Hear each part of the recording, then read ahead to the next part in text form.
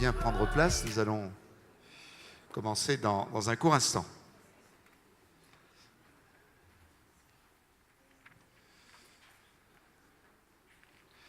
Voilà, alors je me permets de vous rappeler, chers collègues, chers amis, l'ordre du jour de l'après-midi. Nous allons avoir une première table ronde, fera partie des 3 tables rondes de ce congrès, consacrée aux enjeux financiers des départements dans ce quinquennat. Donc, la suite logique et évidente de nos débats et des interventions de la matinée.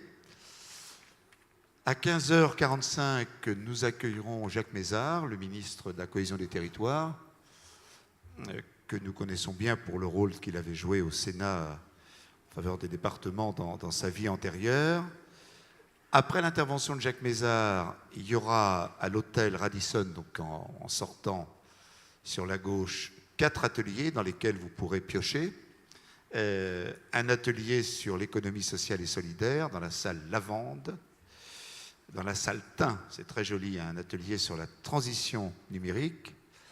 À cette occasion, en présence de Madame Falque-Pierrotin, d'Isabelle Falque-Pierrotin, la présidente de la CNIL, nous signerons une convention de partenariat entre l'ADF et la Commission nationale informatique et liberté. Il y aura un troisième atelier dans la salle Romarin sur l'utilisation des énergies renouvelables dans nos politiques départementales. Et avec nos sportifs Patrick Vetten et Henri Néroux, la salle Estragon, un atelier sur les sports et les départements. Il faudra que tout ça se termine pile pour 18h10. Nous ferons une photo des présidents présents devant l'hôtel, sur fond du Vieux-Port, avant que la nuit ne tombe.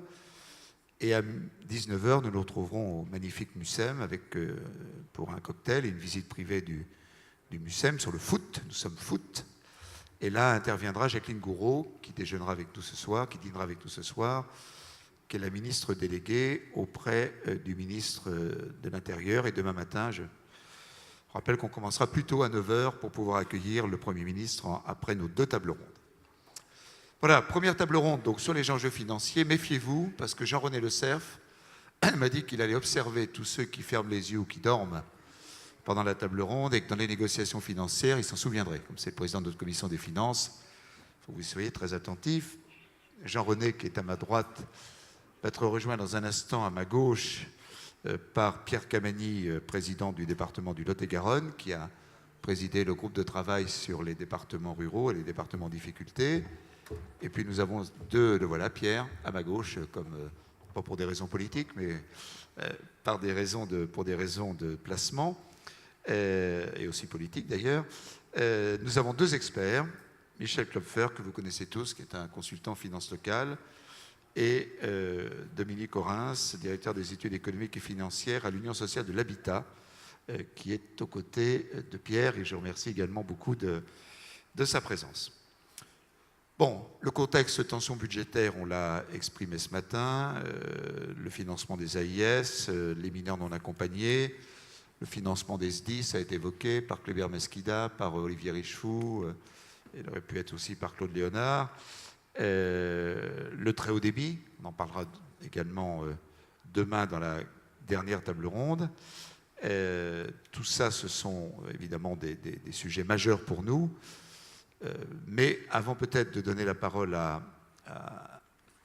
nos experts, on va donner la parole à nos experts et à Pierre Camani, et ensuite bien sûr à Jean-René Le Cerf, je vais demander à Michel Klopfer de nous présenter les enjeux financiers des départements dans le nouveau quinquennat. Je crois qu'il y a un document qui va également apparaître sur les écrans. Michel, merci de votre présence et merci d'ouvrir ce débat. Merci, Monsieur le Président. Mesdames et Messieurs les... Plus près, voilà, comme un chanteur, comme Johnny Hallyday.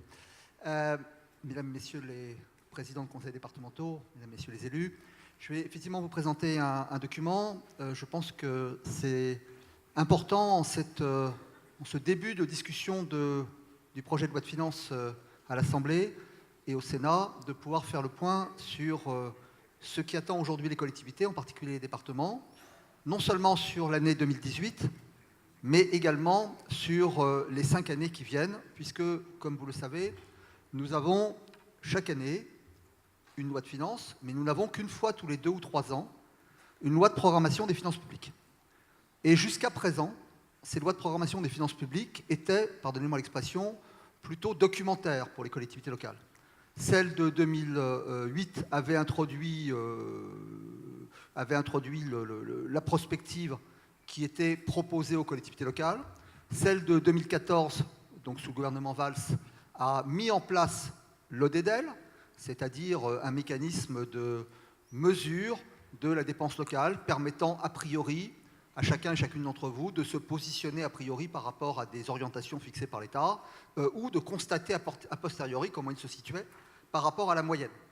Alors, on est aujourd'hui dans une situation où le projet de loi de finances s'efface d'une certaine manière devant le projet de loi de programmation des finances publiques qui est pour la première fois extrêmement contraignant puisqu'il y a 4 articles qui concernent les collectivités locales, le 3, le 10, le 13 et le 24.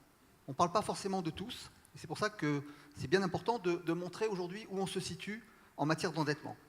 Vous avez ici la courbe de Maastricht. Vous avez ici la courbe de Maastricht qui représente le déficit public par rapport au PIB. Le PIB, c'est le dernier connu, c'est 2200 et quelques milliards d'euros, c'est-à-dire qu'un intervalle, un demi%, c'est 11 milliards. L'État n'a pas été en mesure de tenir l'équilibre budgétaire depuis maintenant 44 ans. Le dernier budget qui a été voté et exécuté en équilibre, c'était sous Georges Pompidou, en 1973. Les collectivités, comme vous le voyez ici, les collectivités flirtent avec le zéro. Quelques années d'excédent, quelques années de modeste déficit qui n'a jamais dépassé 0,5% du PIB, et on est revenu à l'excédent. Donc c'est une situation dans laquelle, bien évidemment, l'État est aujourd'hui le principal responsable du déficit, mais il est jugé vis-à-vis de Bruxelles sur l'ensemble des critères, c'est-à-dire l'État, la sécurité sociale et les collectivités locales. Et par conséquent, il est redevable vis-à-vis de Bruxelles et il répercute ses contraintes vis-à-vis de l'ensemble des entités secondaires, pardonnez-moi l'expression, mais des satellites de la sphère publique dont font à ses yeux partie les collectivités locales. Alors comment on se situe aujourd'hui? Vous avez une règle budgétaire que vous connaissez. Si votre section de fonctionnement n'est pas votée et exécutée en équilibre, vous êtes déféré. Si votre section d'investissement ne vous permet pas de rembourser la dette avec des recettes définitives, vous êtes déféré. Si vous ne respectez pas les règles de dépenses obligatoires, vous êtes déféré. Et l'État, bien entendu, ne s'applique pas à ces règles, puisque vous avez ici le projet de loi de finances de 2018, 63 milliards de déficit de fonctionnement, c'est-à-dire que la moitié pratiquement du personnel de la fonction publique d'État est payé par l'emprunt. Donc la règle d'équilibre de fonctionnement n'est pas respectée. En investissement, puisque c'est un budget de l'État présenté comme une section de fonctionnement et d'investissement, je n'ai pas inventé ce document. Il figure en annexe 1 du projet de loi de finances qui a été mis sur le bureau des assemblées donc, à la fin du mois de septembre. 0 de dotation aux amortissements, ce qui veut dire que les véhicules, les ordinateurs et les mobiliers de l'État ont une durée de vie infinie. Et en investissement, 195 milliards d'euros d'emprunts qu'il est prévu de lever en 2018 pour rembourser 120 milliards d'emprunts anciens, prendre en charge le déficit de fonctionnement et réaliser en tout et pour tout 18 malheureux milliards de dépenses d'investissement, dont le FCTVA. Évidemment, si vous présentiez un budget comme celui-là, vous êtes immédiatement déféré et la Chambre générale des comptes vient pour refaire votre budget. C'est quelque chose qui est évidemment particulier, que l'État ne s'impose pas les règles qu'il impose aux collectivités locales, mais je voudrais également préciser un point qui est parfois passé inaperçu, c'est que le déficit de l'État augmente. L'année dernière, nous étions à 50 milliards de déficit de fonctionnement, nous sommes à 63. L'année dernière, nous étions à 69 milliards, probablement sous-évalués, en tout cas c'est ce que dit la Cour des comptes, de déficit global, nous sommes à 83. Et donc, que fait l'État en ce moment? Eh bien, il compte sur les collectivités locales pour rétablir l'équilibre et sur la sécurité sociale. C'est une situation un petit peu paradoxale dans laquelle le responsable principal de la dette publique demande à des entités qui pèsent beaucoup moins lourd et qui ont beaucoup moins de marge de manœuvre de le faire à sa place. Vous avez ici un document que j'ai établi à partir du projet de loi de finances de l'année dernière. Il se trouve que Bercy, dans le document qui présentait la loi de finances, j'essaye de parler suffisamment près du micro parce que je vois que le président me surveille, Bercy avait présenté l'évolution du budget de l'État entre 2013 et 2017. Et ces dates étaient particulièrement bien choisies pour les observateurs locaux que vous êtes, c'est que ça encadre précisément les 4 années pendant lesquelles les dotations ont baissé. Et l'État s'est prévalu du fait qu'il avait baissé sa dépense globale de 6,9 milliards, sachant qu'il a pris aux collectivités 9,4. Ça veut dire que le reste des dépenses de l'État a augmenté. Donc l'État est beaucoup plus rigoureux avec les collectivités locales qu'il ne l'est avec lui-même. Ça, c'est, je dirais, un premier message. Vous savez tous que les collectivités sont majoritaires en investissement public. Non pas de 70% comme on le cite souvent, parce qu'on ne prend pas en compte les investissements militaires de l'État, mais entre 55 et 58. Et une des questions centrales qui va se poser maintenant, c'est comment les entités publiques vont-elles pouvoir continuer à investir, ne serait-ce qu'en complément des grands chantiers que l'État veut ouvrir. Et c'est donc un point, bien entendu, sur lequel il faut maintenant se positionner. Voilà ce que représente aujourd'hui la dette publique. C'est le deuxième indicateur de Maastricht. Comme la capacité de désendettement d'ailleurs, on rapporte un stock et un flux. Donc ça veut dire aujourd'hui que la dette publique, c'est pratiquement 1 an de PIB. Vous voyez le rapport, l'État en bleu, à peu près 85% de la dette publique. Les collectivités en teinte marron foncé, entre 8 et 9%, la sécurité sociale faisant le reste. Que demande l'État pour les années qui viennent, et au moins pour 2018 et 2019? Il demande à l'ensemble de ses partenaires de tenir des engagements qu'il ne tient pas lui-même. Parce que, comme vous l'avez vu, le budget de 2018 est plus déséquilibré pour l'État que celui de 2017. Et celui de 2019, il sera également pire, pour une raison qui n'incombe absolument pas aux collectivités locales, mais qui incombe à la correction d'une anomalie comptable des années précédentes. C'est que la suppression du CICE et son remplacement par des dégrèvements de cotisations pour les entreprises vont conduire à ce que sur la même année 2019, eh bien, les deux dépenses s'ajoutent. Et donc l'État va voir son budget exploser.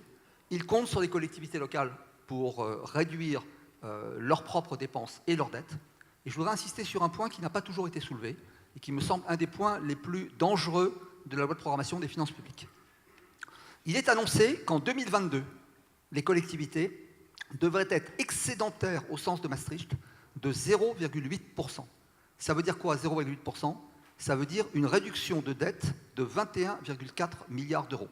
Or, il faut savoir que la dette locale telle qu'elle se présente aujourd'hui ne permet pas, et ne permettra encore moins en 2022, d'avoir en tombée naturelle plus que 16 ou 17 milliards de tombées naturelles. Ça veut dire que vous serez tous obligés de faire des remboursements anticipés secs pour tenir les critères qui sont fixés aujourd'hui dans la loi de programmation des finances publiques. Et c'est donc évidemment un point particulièrement éloquent. J'en viens maintenant, puisqu'on a parlé des collectivités en général, j'en viens maintenant à la situation particulière des départements. Vous voyez ici l'évolution de l'épargne brute, donc y compris jusqu'en 2016. On a l'ensemble des comptes de gestion donc de l'ensemble des collectivités. Les départements sont les entités qui ont la situation financière la plus fragile en matière de taux d'épargne brute, puisque vous êtes à 11%. Évidemment, les régions aussi ont dégringolé. Elles ont d'ailleurs d'autant plus dégringolé qu'elles n'ont plus depuis 7 ans d'impôts pilotables. Donc quand aujourd'hui on dit aux départements on pourrait vous donner un impôt d'État comme la CSG en contrepartie du foncier bâti, aujourd'hui les régions n'ont plus que des impôts d'État, enfin des parts d'impôts d'État avec la CVE et maintenant la TVA, eh bien ils n'ont plus aujourd'hui de marge de manœuvre fiscale. Donc c'est évidemment une leçon importante à retirer. Vous avez ici la situation de l'ensemble des départements. Alors c'est un graphique que je trouve assez intéressant à regarder, parce qu'on met en abscisse le taux d'épargne brute, avec une première frontière à 10%, et en ordonnée la capacité de désendettement. Et vous avez une zone verte, alors ce n'est pas une garantie tout risque, la zone verte, mais pour le moment, vous avez les 2 tiers des départements qui sont dans la zone verte. Mais vous avez quand même 1 tiers de départements qui sont aujourd'hui avec une épargne brute inférieure à 10%, c'est-à-dire dans une situation quand même de très grande vigilance. Et c'est la seule catégorie de collectivités qui est dans cette situation-là, donc c'est une situation particulièrement délicate. Vous avez aujourd'hui, puisque maintenant on va parler de ce que l'État prépare à proposer par le terme de contrat à l'ensemble des grandes collectivités, donc par lesquelles vont figurer bien entendu les départements, ils y figurent tous, à savoir qu'il y a dorénavant, outre la règle d'or qui existe sur les déficits de fonctionnement, les déficits d'investissement et le compte administratif en déséquilibre, vous avez une procédure qui, si la loi de programmation des finances publiques est votée, va être mise en CGCT et qui va conduire à une intervention du préfet, de la Chambre régionale des comptes, pour redresser les comptes de départements ou d'autres collectivités, mais pour les départements c'est entre 9 et 11 ans, dont la capacité de désendettement viendrait à se trouver dans ce seuil ou bien entendu au-dessus. Ça signifie que si ça se passe comme ça, vous êtes tenu de présenter des orientations au DOB pour corriger le tir. Si ces orientations n'apparaissent pas probantes au préfet, il peut vous déférer. S'il les laisse passer, mais que l'année suivante, il considère que vous ne les avez pas tenues, il vous défère. C'est donc évidemment une remise en cause de la libre administration des collectivités locales sur ce plan. Vous avez donc aujourd'hui une dizaine de départements qui sont dans cette situation d'être sous les fourches codines du préfet. Alors j'en viens maintenant, bien entendu, à l'évolution des recettes et des dépenses. En matière ici de dépenses, vous avez les fameuses AIS, hein, vous les reconnaissez, le RSA en bleu, l'APA en rouge, la PCH en vert. L'évolution moyenne entre 2013 et 2016, c'est-à-dire sur 3 exercices, 3,60% par an, dont 5,2% pour l'APA, pour le RSA, excusez-moi. Ce qui veut dire que, même en prenant en compte l'année 2016, qui a été marquée par un infléchissement des courbes, eh bien, on est quand même sur 3,60 de moyenne. Alors, la comparaison que je voudrais faire ici, sur ce dernier slide, c'est la comparaison de la courbe en vert qui est ici, qui représente, je reviens en avant, qui représente donc les AIS, avec deux courbes qui peuvent susciter la convoitise des exécutifs locaux, qui sont la courbe de la CSG et la courbe de la TVA. Or, vous voyez que la CSG et la TVA évoluent en gros de 2% par an. C'est quoi 2% par an? Eh bien, c'est sur les dernières années, l'inflation plus la croissance. Peut-être sera-t-on à 2,3 ou 2,4 en 2017, puisqu'on annonce une croissance du PIB en volume de 1,7%. Mais ça veut dire que même si vous aviez demain une fraction de CSG et ou de TVA, eh bien, ça signifie que vous n'auriez qu'à peu près, à peine plus de la moitié de la croissance naturelle des AIS. Et je voudrais terminer par un dernier point qui n'a pas toujours été soulevé. Les régions, comme vous le savez, ont obtenu 4 milliards 160 millions d'euros de TVA.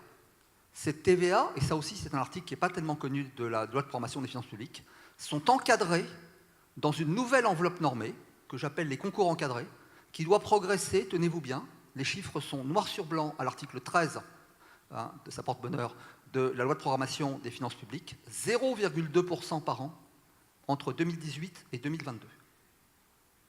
Donc les 4 milliards 100 qui ont été donnés aux régions, qui vont probablement progresser de 2,5% par an, vont contraindre d'autres postes de dotation d'État, de manière à ce que l'ensemble se retrouve à baisser par rapport à cette place qu'il faut laisser à la TVA. Et ce sera bien entendu la même chose si vous aviez un jour de la CSG ou vous-même de la TVA.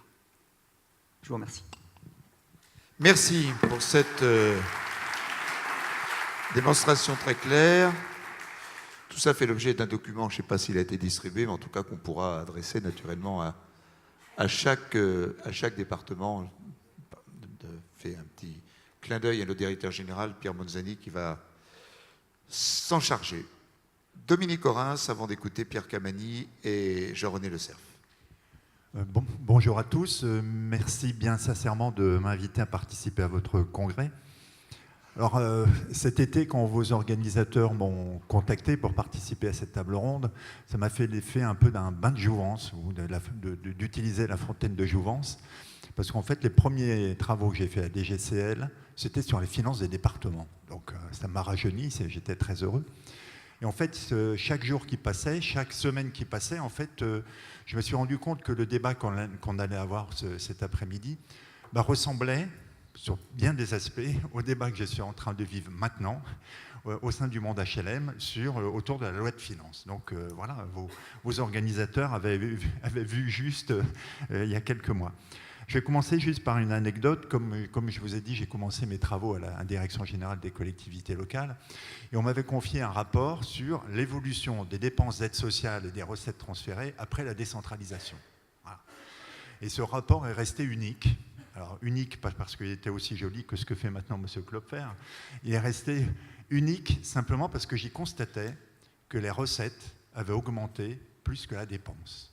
Oui. Les 2 premières années, ça avait fait ça, et c'est resté unique parce que depuis, ça ne s'est jamais revu. Alors, trêve d'anecdotes qui n'intéressent que moi, cette période m'a permis de vivre et de comprendre ce qui s'était passé au moment de cette décentralisation et la réflexion autour des compensations pour financer les transferts de compétences. Mais en fait, elles ont eu une dimension politique, une dimension comptable et pas du tout une réflexion de nature économique. Alors pourquoi politique et comptable? Politique parce que la loi prévoyait que les transferts de compétences devaient être compensés, à l'époque c'était au franc près, et devaient être compensés pour moitié par des dotations, pour moitié par de la fiscalité. Et donc il a fallu trouver des ressources fiscales qui permettaient de nourrir cette règle. Donc c'était une démarche pragmatique. Il fallait trouver des impôts qu'on pouvait localiser et dont le rapport correspondait à peu près à l'argent qu'on cherchait. Donc il n'y avait pas du tout de réflexion sur la nature de l'impôt transféré et pas du tout même de réflexion sur la logique de financement qu'on retenait. Et ça, je vais y revenir assez rapidement. Est-ce qu'on peut financer des dépenses d'aide sociale, des dépenses de solidarité par un impôt local ? Là, on peut aller assez vite. Si on peut prendre une formule rapide, quelle que soit l'assiette, l'impôt sur les pauvres ne rapporte pas beaucoup. Ben oui, c'est un peu ça. C'est que là où il y a beaucoup de besoins, quand il y a des besoins de prestations sociales ou des dépenses de solidarité, eh ben c'est là où les ménages sont pauvres. Et donc, tout impôt sera peu productif. Donc, le principe même de la compensation de prestations sociales par un impôt local pose problème. Et la réalité rattrape si on regarde les droits de mutation. Les droits de mutation ne me paraissent, moi, pas du tout adaptés à une politique sociale. Évidemment, ils seraient bien mieux utiles pour participer à une gestion d'une politique du logement, pas de l'aide sociale. Enfin, la recette n'a rien à voir avec la politique menée. Les droits de mutation, ils ont un effet de cycle qui n'est pas du tout lié au cycle de la dépense d'aide sociale. Généralement, les droits de mutation vont plutôt bien quand l'économie va bien, et ce n'est pas ce moment-là où les dépenses sociales augmentent beaucoup. Et à l'inverse, quand les droits de mutation vont mal, baissent, les dépenses d'aide sociale ont tendance à augmenter. Donc les cycles ne sont pas cohérents. Et troisième point, évidemment, les droits de mutation ne sont pas du tout localisés à l'endroit où il n'y a pas plus de droits de mutation, là où il y a besoin de plus de prestations aux handicapés, aux personnes âgées ou vers les familles en difficulté.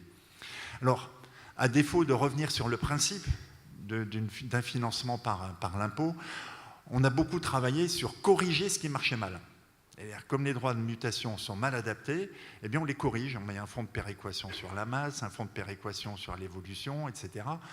Et en fait, ça fait que d'apporter une moindre visibilité à la recette, parce que votre situation dépend un peu de celle des autres.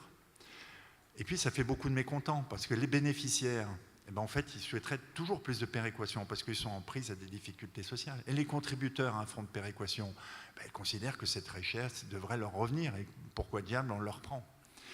Et ça, je trouve que c'est pénalisant pour un mouvement comme le vôtre, comme un peu un mouvement comme le nôtre, parce que ces débats riches-pauvres, adéquation de la dépense ou pas, ça se transforme assez vite en bien géré, mal géré, et puis que tout ça, ça crée des tensions entre les gens. Et ce n'est pas très bon pour des mouvements comme les nôtres. Alors globalement, vous l'aurez compris, je pense que la solidarité nationale doit financer les dépenses de solidarité envers les ménages. C'est ce qui paraît être la logique. Et là, je vais faire le petit détour par mon actualité à moi. Qu'est-ce qui est en train d'arriver? C'est exactement, je dirais, la reconduction d'une mauvaise idée. On est en train de dire une partie de l'APL, qui est une dotation de solidarité vers les ménages, va être prise en charge non plus par la solidarité nationale, par l'État, mais va être prise en charge par les organismes HLM, donc en fait par les locataires, donc en fait par des ménages modestes. C'est-à-dire on change une solidarité nationale par une solidarité de proximité. Voilà. Et donc ça va poser des problèmes pour certains territoires, là où il y a beaucoup de ménages qui bénéficient de l'APL, et puis ça va poser des problèmes à des organismes. Plus un organisme accueille des ménages pauvres ou modestes, plus il devra, je dirais, prendre en charge de l'APL, donc plus on pénalisera ses ressources. Donc vous voyez, le principe, c'est le même problème que pour l'aide sociale. Et puis sur les correctifs, actuellement on nous parle de compensation de ce phénomène. Mais la compensation, il faut se mettre d'accord sur la masse, il faut se mettre d'accord sur les évolutions, sur la nature de la compensation. Donc vous voyez, le débat est exactement le même pour nous actuellement que ce qu'on peut constater. Et votre exemple prouve que ces débats sont fondamentaux parce que l'histoire longue montre que ces décalages entre dépenses et recettes sont très importants. Donc vous l'aurez compris, puisque c'était la question qui m'était posée, est-ce que le financement de l'aide sociale départementale devrait relever peut-être plutôt d'un financement national? C'est plutôt ma conviction. Pourquoi? Parce que les recettes de l'État sont plus larges, plus diverses en termes géographiques, plus variées en termes de nature, et qu'en toute logique, l'État a une situation financière qui devrait lui permettre de gérer plus facilement que les collectivités les retournements de cycle. Il a un plus grand budget, etc. etc. Je dis normalement, parce que M. Klopfer l'a bien montré, actuellement, la situation financière de l'État n'est pas brillante. Donc alors, pourquoi ça bloque? On peut se dire, bah oui, tout ça, ça paraît bien logique. Pourquoi on n'en reviendrait pas à un financement par l'État? Un financement, c'est-à-dire que l'État prendrait une ressource et la redistribuerait aux départements. En matière d'aide sociale, les critères ne sont pas très difficiles. Il y a le nombre de personnes, il y a leurs revenus, donc il y a des critères assez faciles à trouver. Pourquoi ça ne fonctionne pas et pourquoi éventuellement, je pense que vous n'êtes pas complètement preneur, et c'est bien dommage, c'est qu'on n'a plus confiance en l'État d'une certaine manière. Pourquoi? Parce que l'histoire récente des dotations de l'État montre qu'il ne respecte pas forcément ses engagements, qu'il ne paye pas forcément les dotations telles qu'on les attendait, qu'il revient en cours d'année sur un certain nombre de ses crédits budgétaires. Donc c'est cette situation qui rend, je dirais, de revenir à un financement par l'État des dépenses d'aide sociale. Alors ne vous trompez pas, quand je dis financement par l'État, ça ne veut pas dire recentralisation. La gestion des prestations, du service, elle sera bien mieux toujours exercée par les départements sur le terrain. C'est vraiment une réflexion sur la nature de la ressource. Alors pour conclure, est-ce qu'on peut trouver des idées pour consolider peut-être une contractualisation entre l'État et les collectivités locales qui soit un peu plus engageante? Alors je ne suis pas juriste, mais malgré tout, il y a dans un certain nombre de domaines, quand il y a des contrats et qu'on ne les respecte pas, il y a des sanctions. Ça vous arrive tous les jours quand vous passez des contrats et que vous ne les respectez pas. Donc, une vraie contractualisation devrait contenir des clauses de protection envers les contractants, vers l'État s'il ne verse pas et vers les départements s'ils ne respectent pas peut-être un certain nombre, je dirais, de qualités de prestations qui seraient attendues. Deuxième solution, de passer au-dessus de la loi, c'est-à-dire de constitutionnaliser peut-être les rapports. C'est ce qui se passe dans un certain nombre de pays où la fraction, je dirais qu'une fraction des ressources de l'État soit attribuée au secteur local, eh bien c'est de nature constitutionnelle. Donc ça peut être une fraction en pourcentage, ou l'autre solution, une fraction en évolution, ce qui revient à peu près les mêmes. On contractualise dans la Constitution le fait que le niveau de progression des aides de l'État vers le secteur local. Donc, 3 pistes, là je passerai assez facilement ensuite la parole à des juristes parce que la nature de tout ça c'est compliqué, mais je pense qu'il faut, pour en revenir à un financement par l'État de dépenses d'aide sociale, d'apporter de la solidarité nationale vers la solidarité locale, il faut consolider les processus. Alors bon, j'ai fait vite puisqu'on m'a demandé de faire vite, voilà, j'ai fini ma présentation, merci de votre attention. Et un deuxième merci aussi parce que beaucoup de départements et l'association ont manifesté leur soutien au monde du logement social et au mouvement HLM, donc c'est l'occasion pour moi de vous en remercier, c'est très précieux dans la période actuelle. Merci beaucoup.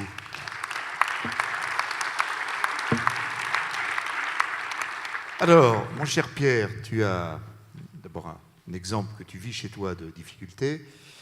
Tu as animé au fil des semaines un groupe de travail des départements ruraux en liaison avec la Commission des finances et Jean-René. Peux-tu nous faire part aujourd'hui de ton analyse et de tes propositions? Oui, merci, et merci Dominique, d'avoir répondu favorablement à ma proposition de créer un groupe de travail sur les départements en difficulté, ruraux pour la plupart, mais pas seulement. Quelques départements urbains ont également de grandes difficultés financières parce qu'ils ont des restes à charge extrêmement importants. Et merci parce que cela m'a permis de travailler dans le cadre de la Commission des finances, de travailler sur une problématique qui est malheureusement la problématique majeure dont on parle à tous les congrès ADF, année après année, mais c'est une problématique qui malheureusement prend de l'ampleur et ce matin, ça a été au centre des interventions aussi. Et en 2 mots, je voudrais juste replacer le contexte, vous le connaissez tous, mais Nous sommes dans un cadre général qui est un cadre général de tensions financières et budgétaires pour les collectivités territoriales, parce que baisse de dotation, parce que baisse des ressources aussi, parce que les attentes de nos concitoyens sont de plus en plus importantes. Ça, ce sont les collectivités, le groupe communal et les régions. Pour les départements, il y a ces difficultés-là, mais il y a en plus la non-compensation des restes à charge par l'État, qui nous met dans une situation particulière. Et nous devrions d'ailleurs, dans le cadre de la contractualisation, enfin, voilà, ce qui est proposé par le gouvernement, je pense que nous devrions appuyer sur le fait que nous sommes une collectivité à part, parce que la baisse des dotations dans mon département ne me pose aucun problème. Pardon, ne me poserait aucun problème, c'est 16 millions d'euros, si l'État compensait ses restes à charge. Mais sincèrement, et je crois que vous êtes quasiment tous dans ce même cas, les économies, nous savons les faire, nous les avons faites, et cette situation particulière doit être prise en charge, me semble-t-il. Donc les départements, une situation à part.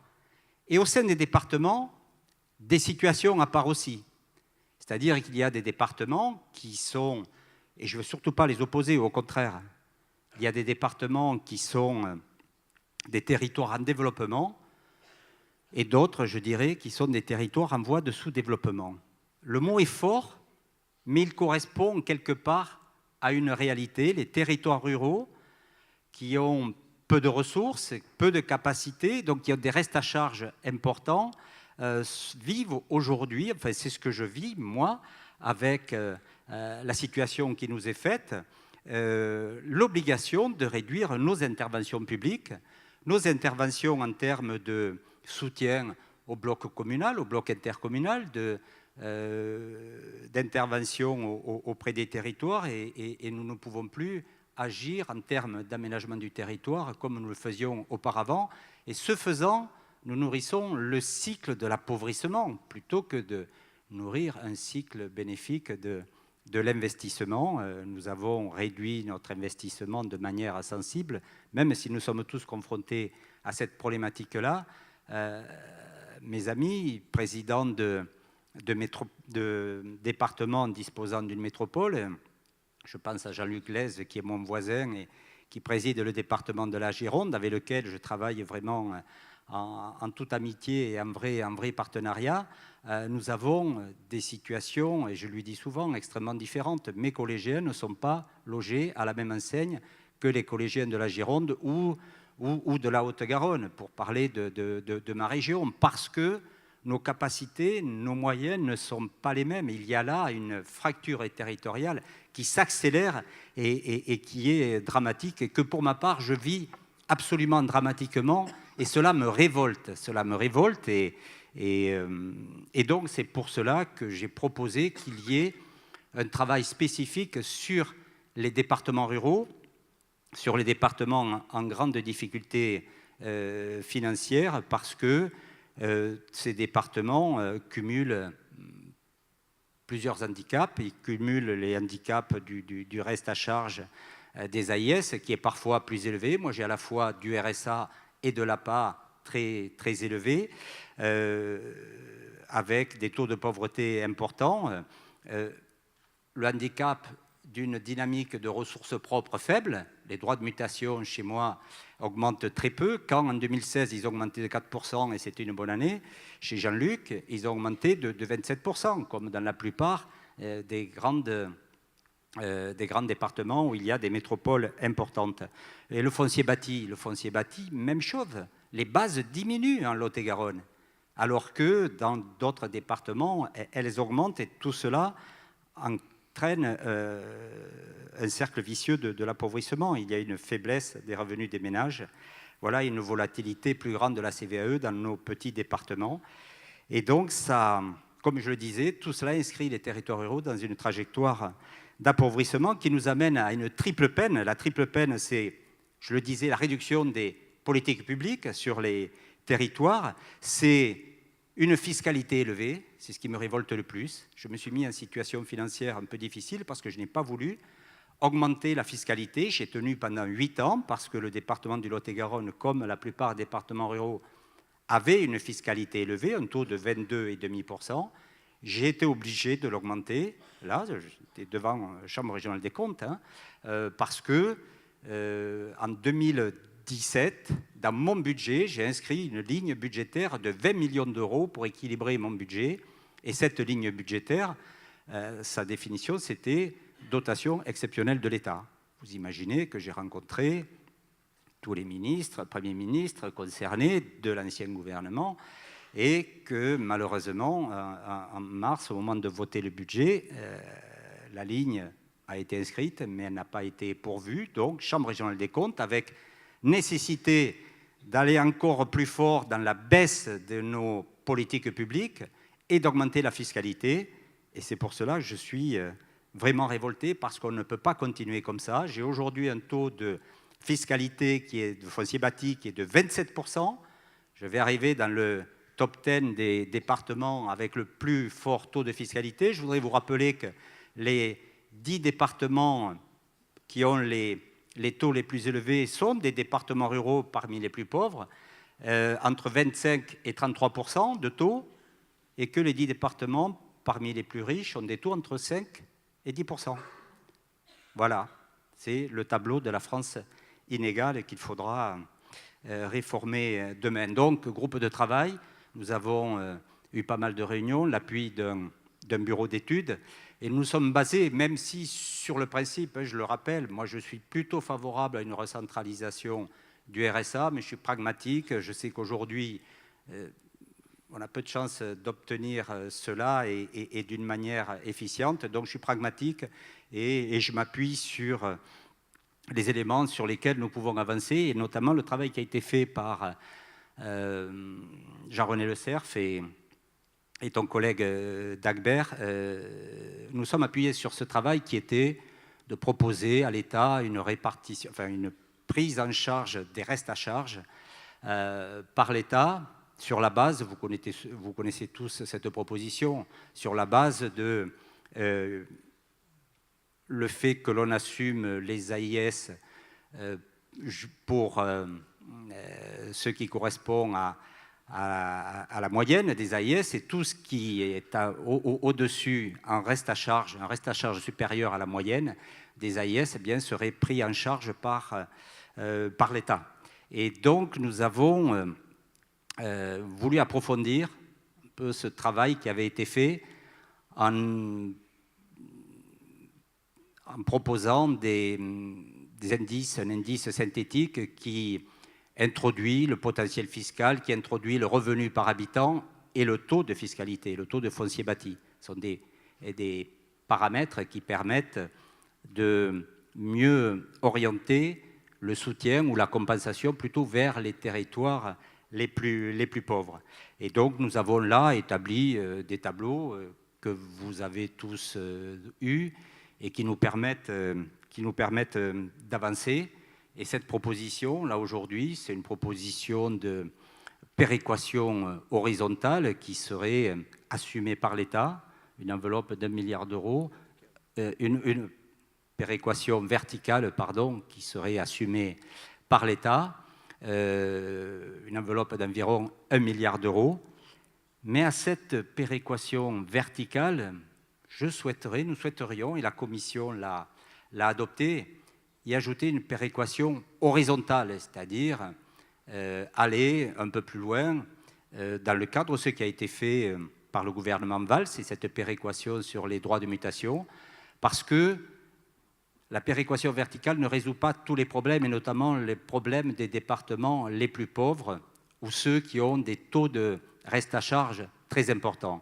Donc nous sommes mis d'accord pour vous proposer ces mesures-là, avec, à côté de cette péréquation horizontale et verticale, une proposition claire aussi auprès du gouvernement, c'est que ces AIS soient prises en charge, enfin qu'on bénéficie d'une part de CSG, un financement dynamique, même si nous venons de voir dans les tableaux les graphiques qui nous ont été présentés tout à l'heure, que malheureusement la croissance de la CSG est moindre que la croissance des AIS. Mais encore, c'est une croissance et non pas ce que nous vivons tous les jours, une forte décroissance des compensations.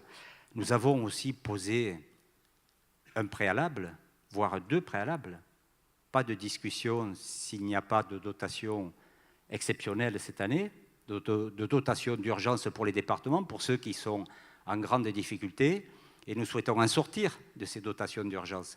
Et le deuxième préalable, c'est que le gouvernement clarifie sa position sur les AIS, sur les restes à charge, qu'il soit dans une position de contrat qui nous permette d'y voir un peu plus clair. Et sous ces réserves, bien sûr, nous sommes disposés, Dominique, à avancer pour faire en sorte que notre situation financière globale s'améliore et qu'encore une fois, cette France, et j'en termine par là, cette France qui n'est plus à 2 vitesses, je l'ai dit lorsque le président nous a reçus, ça n'est plus une France à 2 vitesses, c'est une France qui diverge. Je le vis, je le perçois comme cela. Quand on voit ici, nous sommes reçus d'une manière exceptionnelle ici à Marseille, quand on voit l'investissement, les capacités d'investissement, les capacités à faire du département dans cet espace métropolitain et dans ce département, et quand je vois dans mon département de Lot-et-Garonne 330 000 habitants avec un budget de 400 millions d'euros où nous sommes en perpétuelle réduction de nos politiques publiques, réduction de notre investissement, de notre soutien aux associations, aux acteurs locaux, je me dis, nous ne vivrons pas dans le même monde, il faut que l'on en sorte vite. Merci beaucoup, Pierre. Merci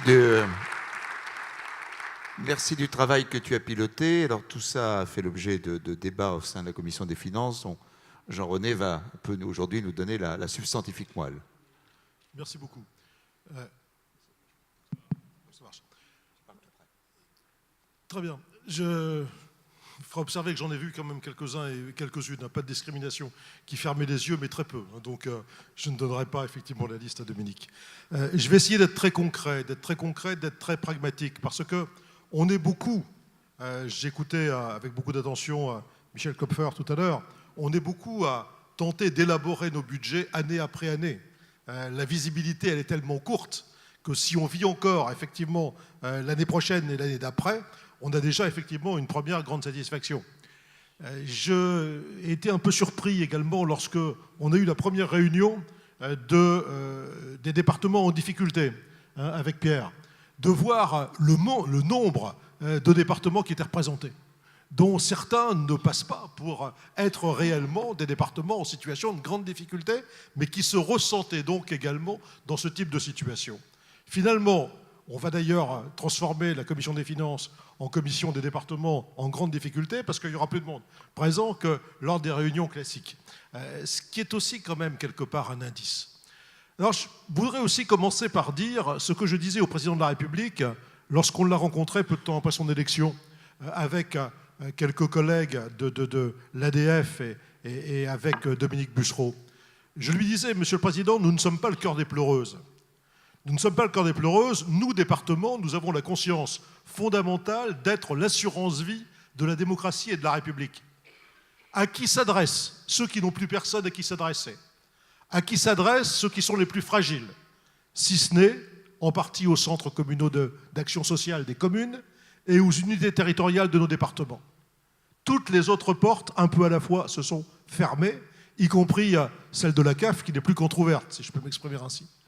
Nous sommes donc là pour assurer, pour faire respecter le pacte social sans lequel il n'y a pas de république et il n'y a pas de démocratie. Alors bien sûr, les revendications qui sont maintenant les nôtres et qui nous paraissent des revendications parfaitement légitimes, ce n'est pas des revendications pour nos départements en premier lieu. Ce sont des revendications en premier lieu pour assurer le pacte social et le vouloir vivre ensemble dans notre pays. Et je pense que c'était important d'en faire d'abord la remarque. Après, j'ai été un peu surpris par cette première rencontre avec le président de la République. J'en ai eu une autre après à Amiens qui a confirmé la première.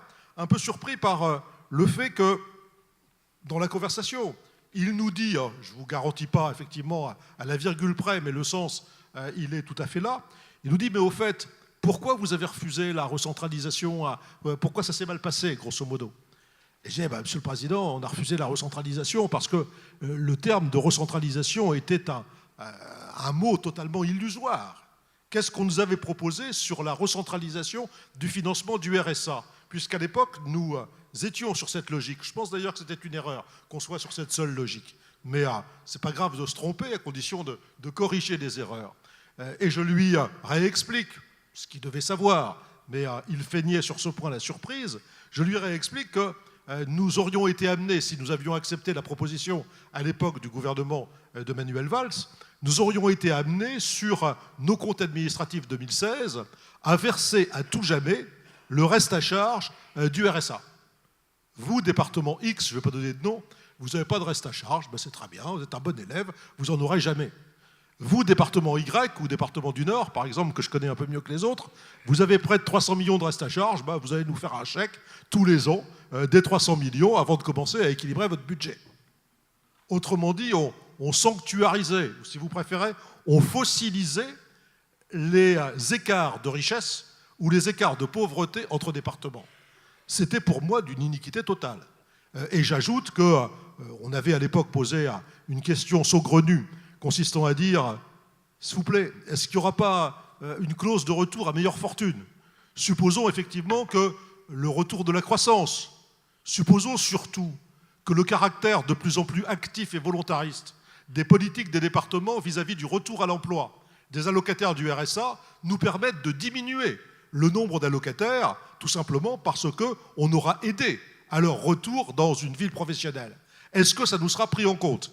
La réponse a été, je suis désolé de le dire, négative.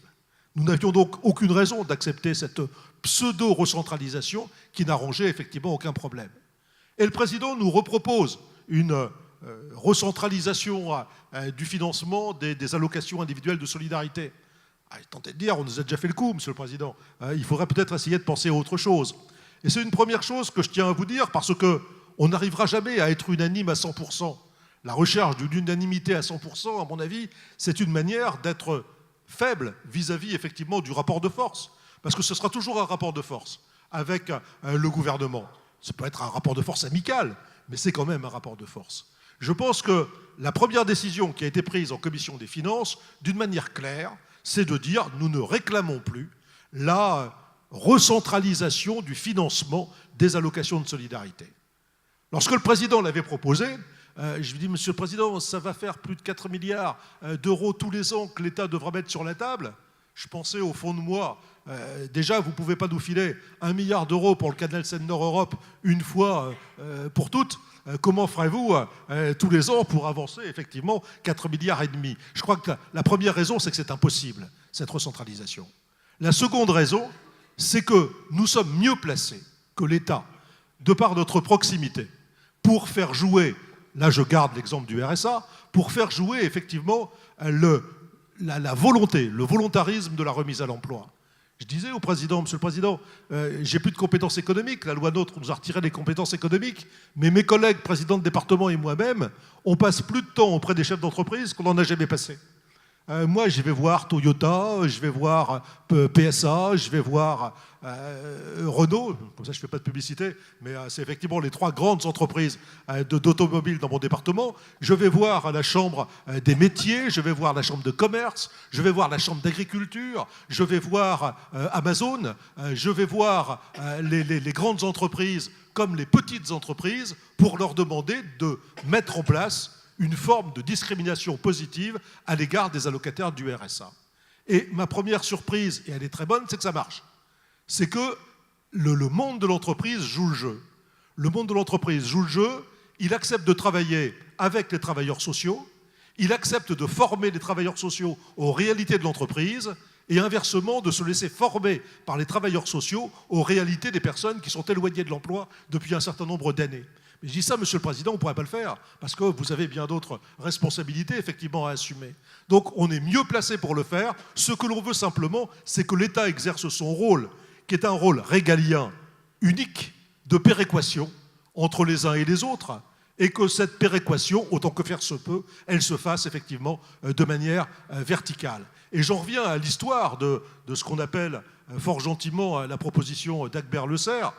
Je rends à César ce qui appartient à César, d'ailleurs. C'est plus une proposition de Michel Dagbert que j'avais entérinée parce que Michel était venu me voir. Je suis son voisin, Michel Dagbert, Pas-de-Calais, et moi, effectivement, de Nord, en me disant, écoute, si on fait une proposition, moi, président de gauche, toi, président de la droite et du centre, ça aura encore davantage de poids vis-à-vis des uns et des autres.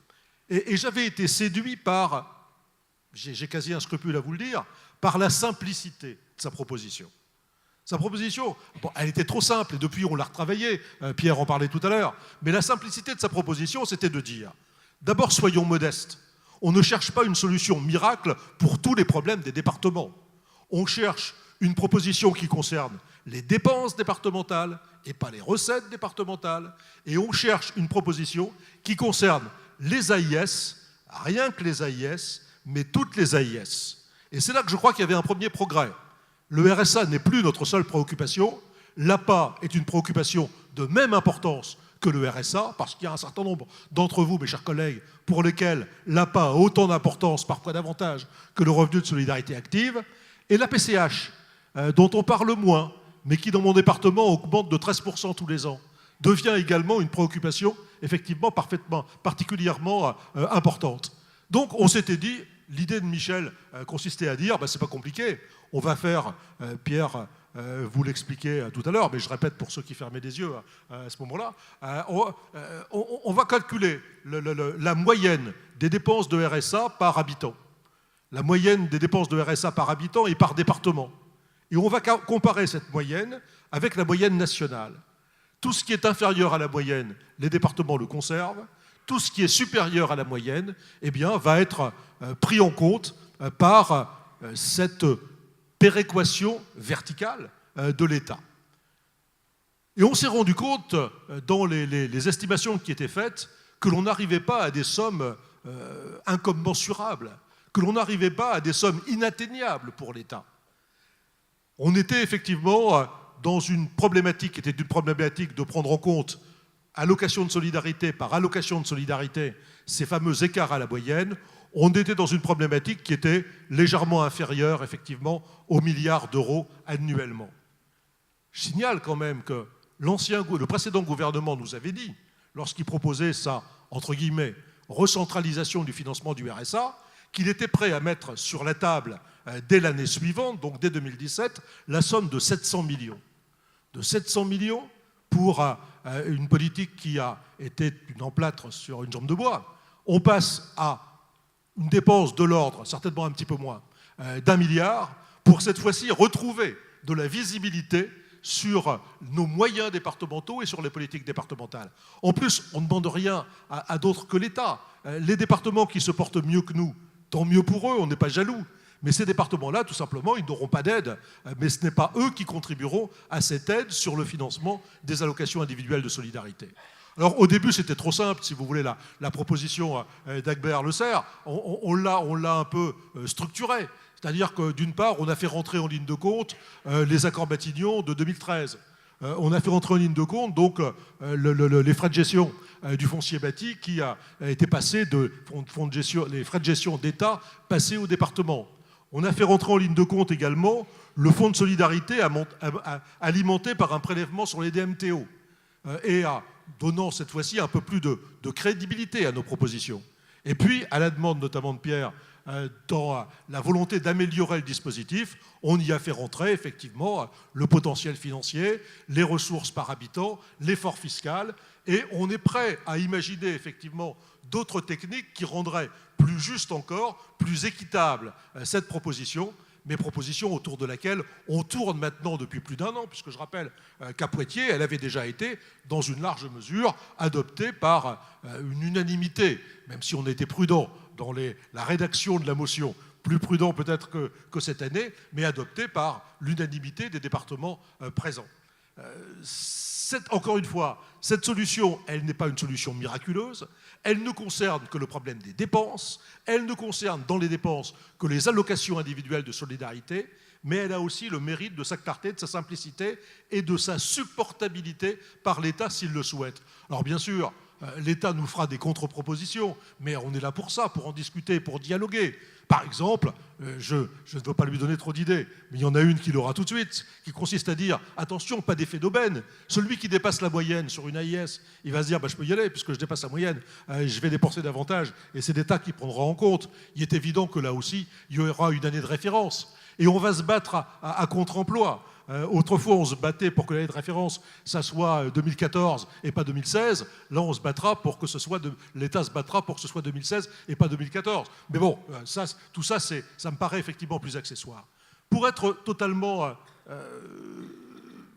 pas exhaustif, mais totalement précis, il faut dire qu'effectivement, avec cette réforme, nous laissons des collègues sur le bord du chemin. Il y a des collègues, notamment dans les petits départements, dont les problèmes actuellement ne viennent pas du fait que leurs allocations individuelles de solidarité débordent largement la moyenne. Ils viennent tout simplement du fait qu'ils ont un problème au niveau des recettes. Il y aura donc effectivement un problème de recettes que nous devrons également aborder. Ce problème de recettes, il peut relever des deux solidarités, la solidarité verticale et la solidarité horizontale.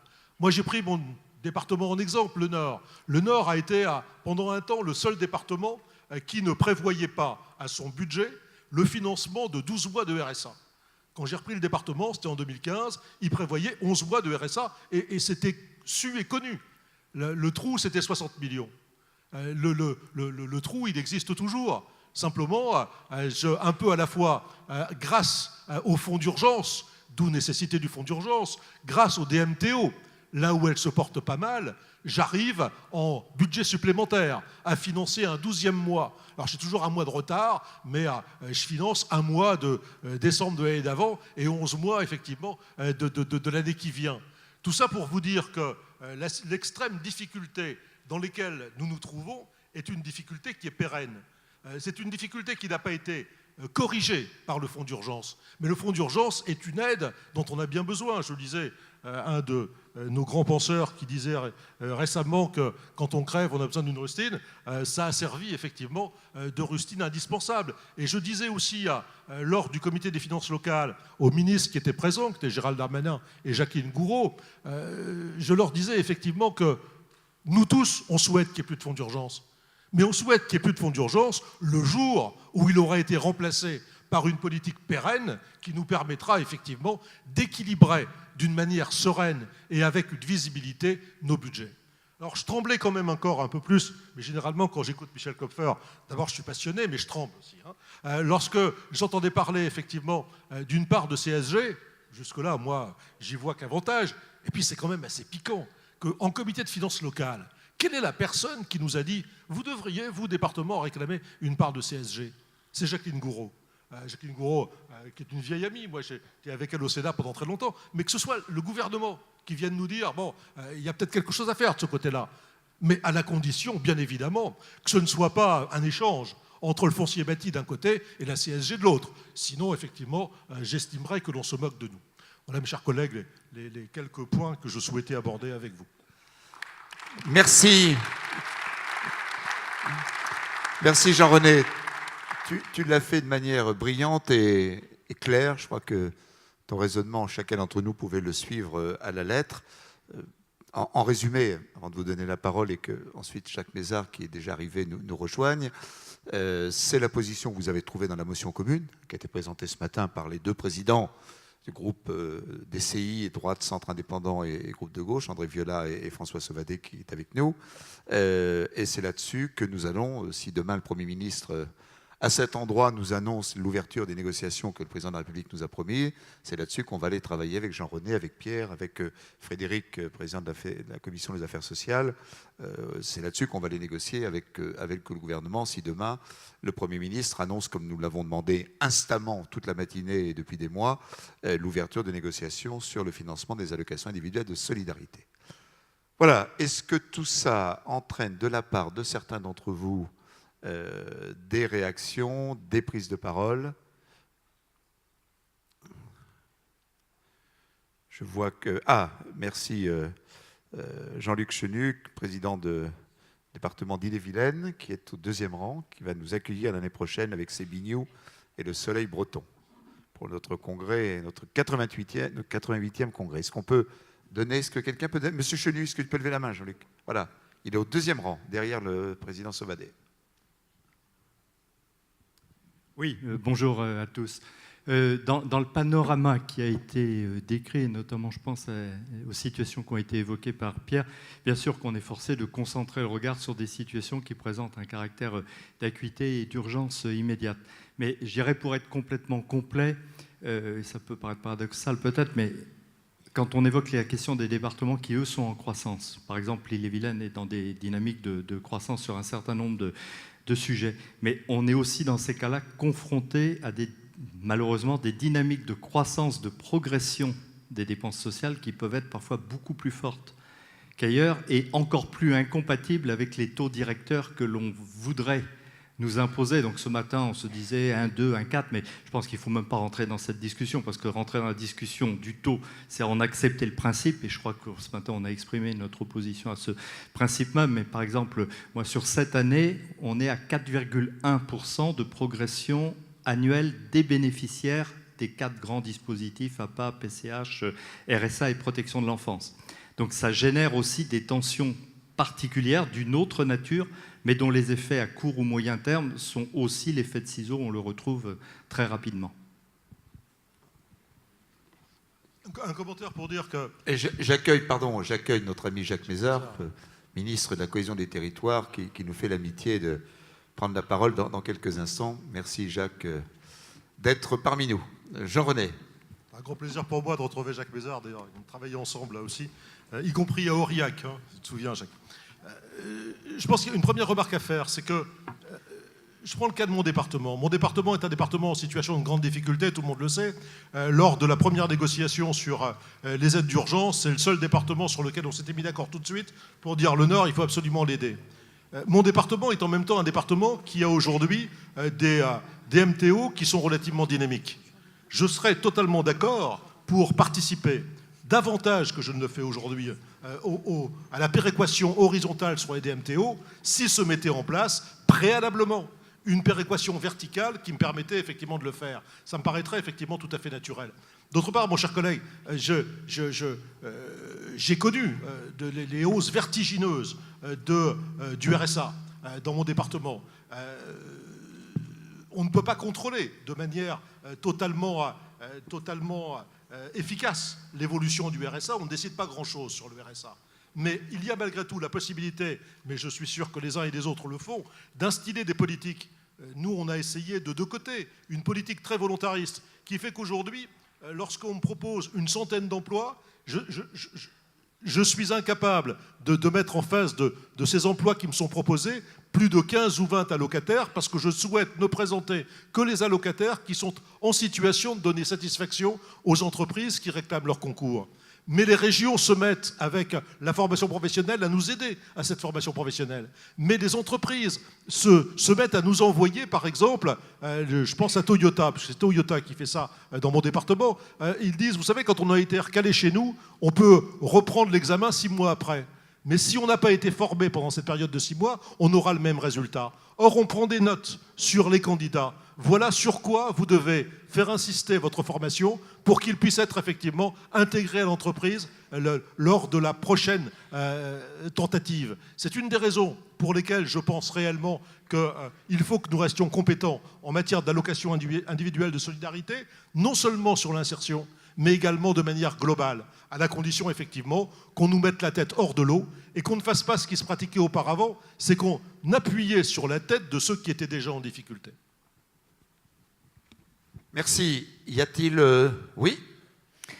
Oui, Dominique Stéphane Troussel, président du département de la Seine-Saint-Denis. Bon, moi j'ai suivi les différentes interventions depuis le début de l'après-midi, à la fois de nos collègues Kamani et Le Cerf, et aussi la présentation de Michel Klopfer et de monsieur également. Bien, moi je vous avoue que la technique que l'on choisira et qu'on proposera à la fin, j'ai presque envie de dire qu'au final...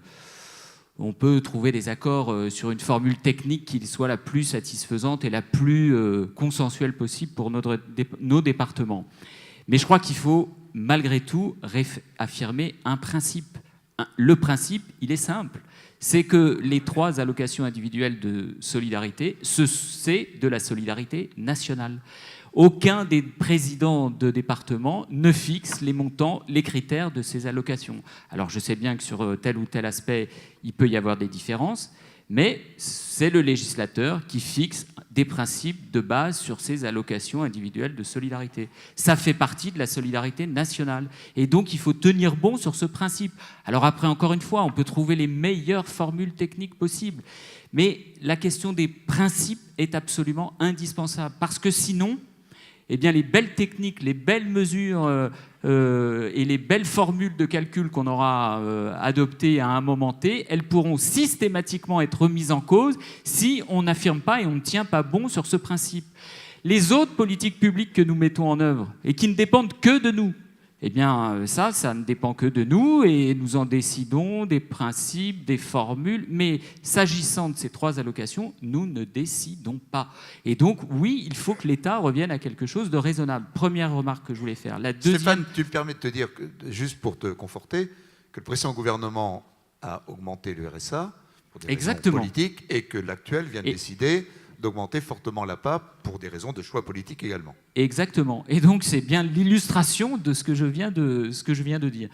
Deuxième remarque. Depuis ce matin, nous affirmons tous que nous avons besoin d'engagements précis, concrets, sérieux du gouvernement sur à la fois les mineurs non accompagnés et le RSA, qu'il s'agisse du fonds d'urgence ou qu'il s'agisse justement de l'ouverture d'une négociation sérieuse sur la remise à plat du financement de ces allocations individuelles de solidarité.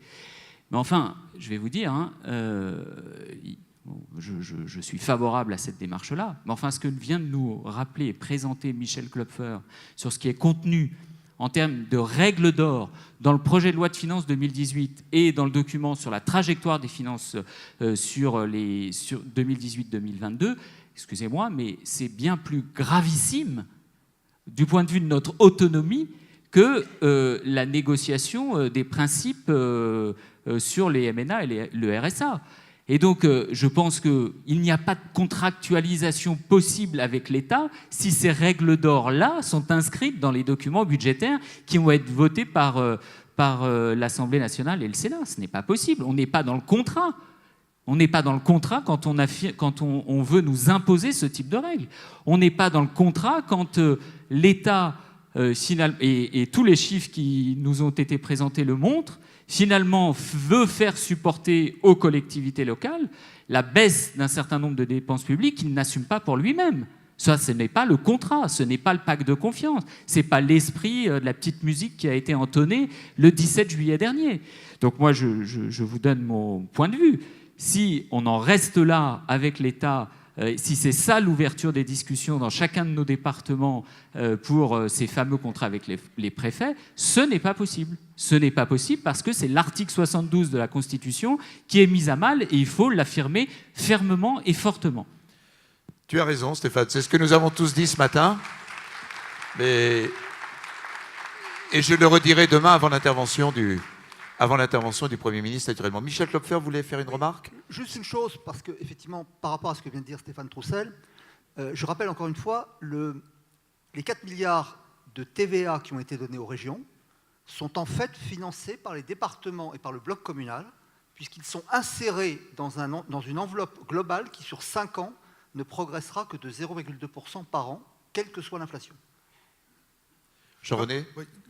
Comme je ne voudrais pas effectivement que vous utilisiez le jeu de boules qu'on vous a offert, mes chers collègues, pour vous suicider en rentrant dans votre chambre d'hôtel, je voudrais quand même dire qu'on a entendu en comité des finances locales, où j'ai la chance, au nom de l'ADF, effectivement, désormais de participer, et Pierre Kameni est avec moi également, on a entendu des choses un peu plus souriantes. Et il ne faut pas nous créer effectivement des limites à la discussion et à l'échange qui aura lieu avec le gouvernement.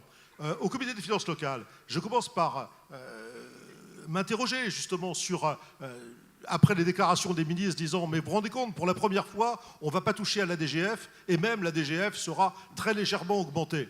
Et j'interviens pour dire, écoutez, si c'est pour ne pas toucher à la DGF, mais nous baisser effectivement dans les mêmes proportions d'autres, la TICPE ou bien la taxe sur les conventions d'assurance, ça reviendra exactement au même. Et les ministres n'ont cessé effectivement de tenter de nous rassurer en disant, mais il n'en est pas nécessairement question. Ce que nous voulons, c'est qu'il y ait une baisse des dépenses des collectivités territoriales, une baisse qui, à mon avis, devra s'apprécier d'ailleurs de manière différente, collectivité par collectivité, et ne pas être fixée à ce mur d'1,2 qui serait le même mur pour tout le monde, comme si nous avions des situations qui étaient des situations identiques.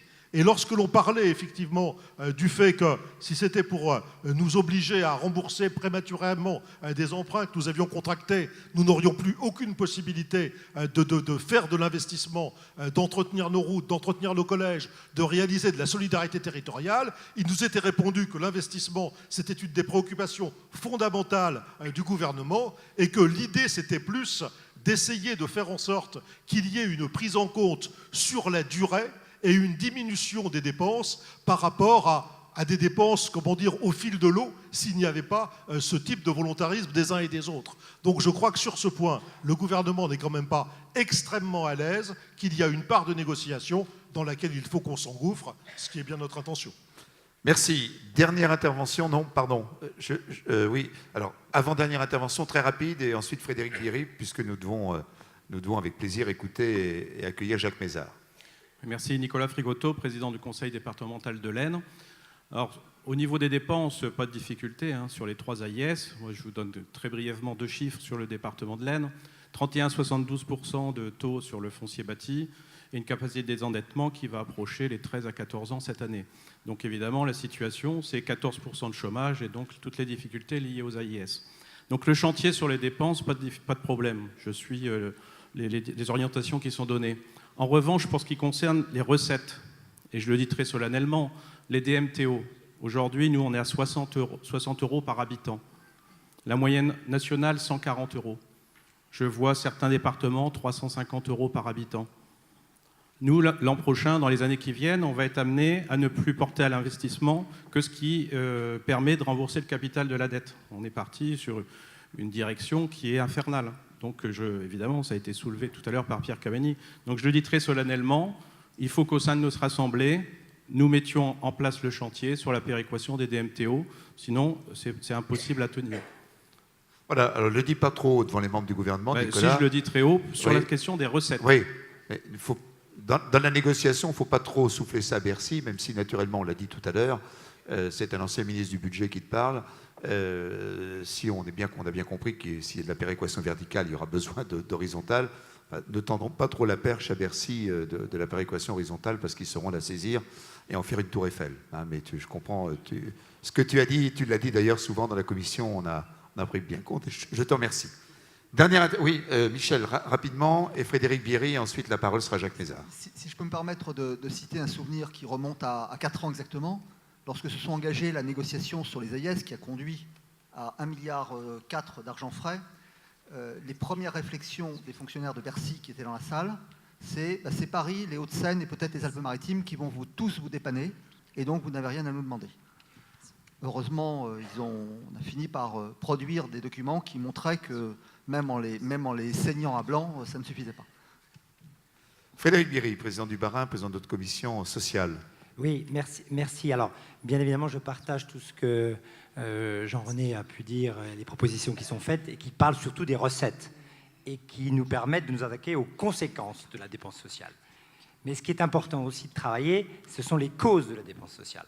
Alors, les causes de la dépense sociale, elles sont bien sûr le placement à l'emploi, par exemple. C'est le travail que tu as évoqué, que nous sommes de plus en plus nombreux de départements à avoir un travail avec les entreprises du territoire pour réussir à placer des bénéficiaires du RSA en emploi. L'année dernière, j'ai placé 4 000 bénéficiaires du RSA en emploi. Ça fait 7 millions d'économies de dépenses publiques. Et c'est important, là, et j'en profite de la présence du ministre, qu'on puisse continuer à agir sur l'économie de proximité, sur les liens privilégiés avec les entreprises, parce que c'est uniquement comme ça qu'on pourra réussir à avoir un partenariat qui a du sens, qui permettra de trouver des solutions pour les chômeurs. Donc là, on s'attaque réellement aux causes de la dépense sociale. Il y a d'autres façons aussi de s'attaquer aux causes de la dépense sociale, c'est toute la dépense normative. On est confronté à des dépenses pour les 3 AIS, que ce soit pour le RSA, mais aussi au titre de la protection de l'enfance, toutes les démarches administratives qu'on doit mener. Quand on fait les calculs, là, je regardais rien que pour les MNA, en gros, pour mon département, c'était 500 000 € de dépenses pour le suivi administratif, uniquement administratif, des MNA. Bien, si on nous facilitait la tâche sur un certain nombre de démarches administratives, on réduirait fortement aussi la dépense publique des collectivités. Donc, il faut travailler sur la recette, c'est important, mais travailler aussi sur les coûts à éviter. C'est aussi comme ça qu'on réussira à faire face aux enjeux de société qui nous sont opposés. Merci Frédéric. J'accueille maintenant avec beaucoup de plaisir Jacques Mézard, ministre de la Cohésion des Territoires. Je ne fais pas l'injure de dire à Jacques nos sujets. Il les connaît, il nous a reçus à plusieurs reprises. Sujet des MNA que nous évoquerons demain devant le Premier ministre, sujet des AIS, le débat auquel tu viens d'assister, sujet naturellement des contrats entre les collectivités et l'État, sujet du manque du fonds de sauvegarde et d'urgence dans le projet de loi de finances tel qu'il est actuellement, sans projet de loi de finances rectificative. Dans tous ces sujets, Jacques Mézard a été ces derniers mois toujours à notre écoute pour les évoquer avec lui, et j'ai beaucoup de plaisir à vous demander de l'applaudir et de l'accueillir.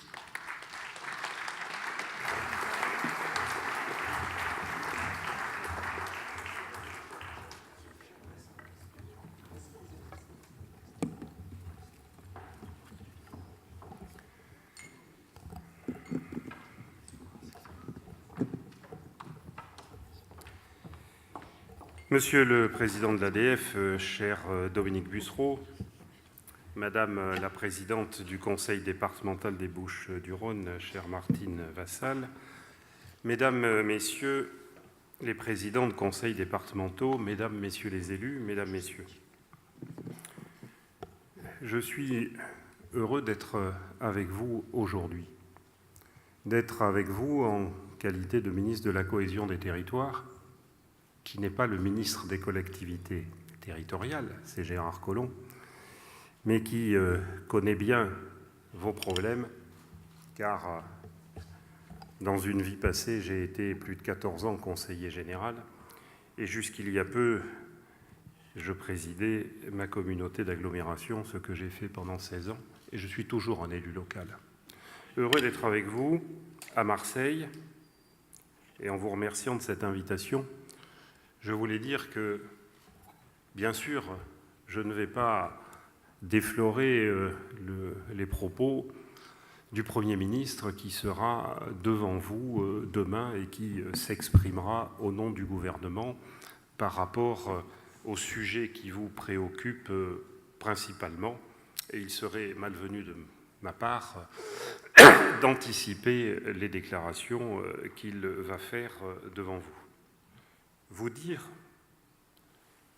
que je m'efforce d'être non seulement dans un dialogue constant avec vous, et je crois que Dominique Bussereau le sait, et tous ceux qui sont ici, que j'ai connus pour la plupart, soit dans les départements, soit au Sénat, je fais tout mon possible, non seulement pour dialoguer, et le dialogue ça commence par l'écoute, mais aussi pour relayer vos préoccupations. Si nous avons à construire ensemble, et je suis de ceux qui ont toujours considéré que les départements sont un acteur majeur de la vie de la République et un acteur majeur de la cohésion des territoires. Alors certes, parce que vous savez, j'ai l'habitude de dire les choses, quand j'entends certaines voix considérer que les collectivités sont agressées depuis quelques mois, même s'il y a eu des annonces qui, je le concède, n'ont pas fait plaisir, moi j'ai entendu parfois les mêmes applaudir à la suppression des conseils généraux il n'y a pas si longtemps. Et je le dis d'autant plus librement que j'ai été un de ceux au Sénat qui ont mené la bataille pour que les conseils généraux puis départementaux existent encore. Non pas pour faire plaisir à quiconque, mais parce que j'étais toujours convaincu qu'ils étaient et qu'ils sont un élément essentiel de la vie de notre République. Donc un peu de mémoire. Ce n'est pas si loin le temps de 2014, où 2 projets de loi annoncés ensemble, pour l'un, la fusion des régions, sans que, mesdames, messieurs, parce que j'assume le passé des uns, le passé des autres et aussi l'avenir des responsabilités qui sont les miennes. Il n'est pas si loin le temps où il était inscrit, et ça l'est toujours dans l'exposé des motifs de la loi NOTRe, suppression des conseils départementaux en 2021. Pour ceux qui auraient perdu cette mémoire, je suis aussi là pour le rappeler. Et si j'ai mené ce combat avec conviction, oui, y compris au sein de voix très fortes aujourd'hui.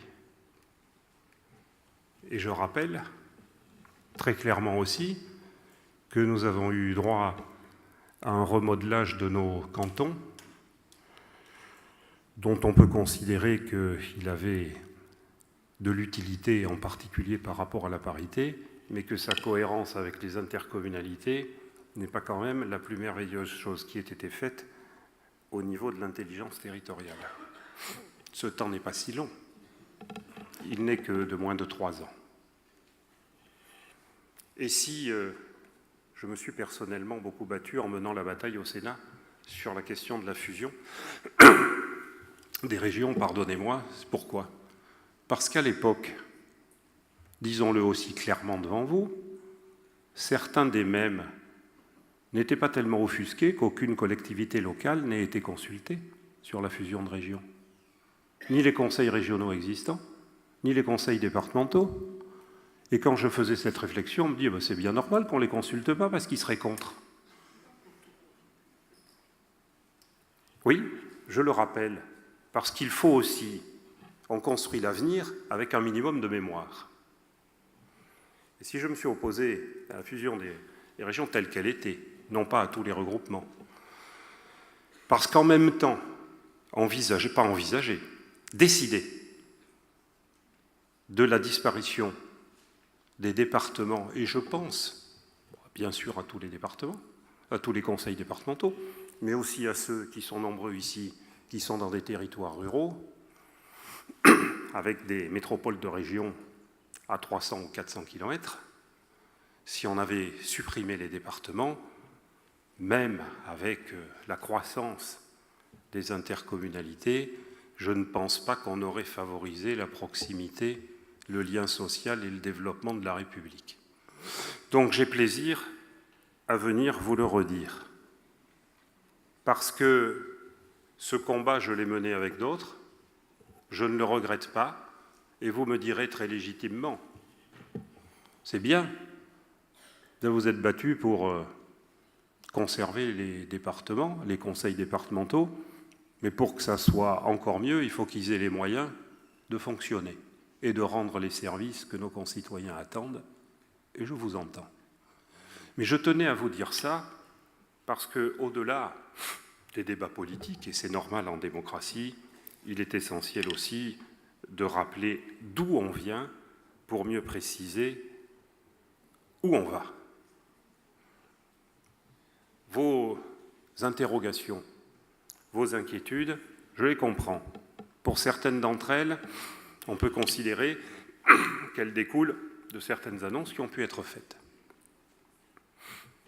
Vous vous interrogez en vous disant « mais où est le pacte girondin ? Est-ce qu'on ne retombe pas dans une vision très jacobine de l'État ?» Le président de la République a dit très clairement qu'il voulait un pacte girondin.